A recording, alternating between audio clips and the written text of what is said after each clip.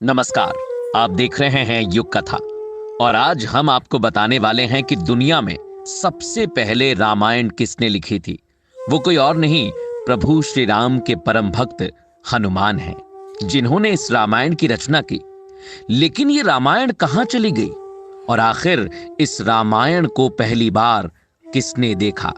सारे सवालों के जवाब आपको वीडियो के अंत तक मिल जाएंगे। तो वीडियो शुरू करते हैं। ऐसा माना जाता है कि प्रभु श्री राम की रावण के ऊपर विजय प्राप्त करने के पश्चात ईश्वर की आराधना के लिए हनुमान जी हिमालय पर चले गए थे।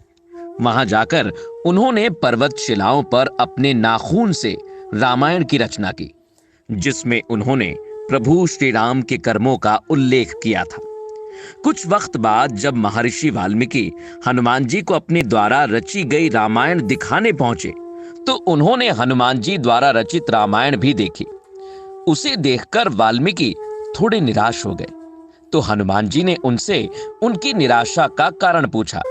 तो महर्षि वाल्मीकि बोले, उन्होंने कठोर परिश्रम के पश्चात जो रामायण रची वो हनुमान की रचना के समक्ष कुछ भी नहीं है, अतः आने वाले समय में उनकी रचना उपेक्षित रह जाएगी।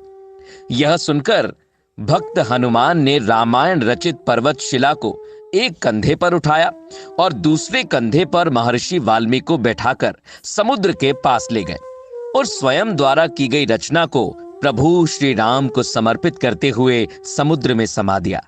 तभी से हनुमान जी द्वारा रची गई हनुमद रामायण उपलब्ध नहीं है।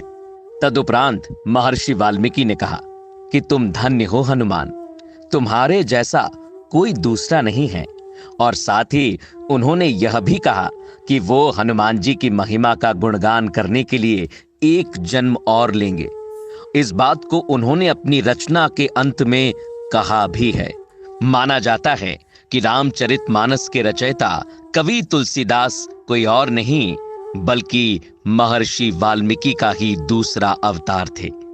महान कवि तुलसीदास के समय में ही एक पटलिका को समुद्र के किनारे पाया गया, जिसे कि एक सार्वजनिक स्थल पर टांग दिया गया था ताकि विद्यार्थी उस गूढ़ लिपि को पढ़कर उसका अर्थ निकाल सके। माना यह भी जाता है कि कालिदास ने उसका अर्थ निकाल लिया था और वे यह भी जान गए थे कि ये पटलिका कोई और नहीं बल्कि हनुमान द्वारा उनके पूर्व जन्म में रची गई हनुमद रामायण का ही एक अंश है, जो कि पर्वत शिला से निकलकर जल के साथ प्रवाहित होकर यहाँ तक आ गई है। उस पटलिका को पाकर तुलसीदास ने अपने आप को बहुत भाग्यशाली माना कि उन्हें हनुमद रामायण के श्लोक का एक पद प्राप्त हुआ। आपको ये कहानी कैसी लगी हमें कमेंट में जरूर बताइएगा और जय श्री राम लिखना ना भूलें।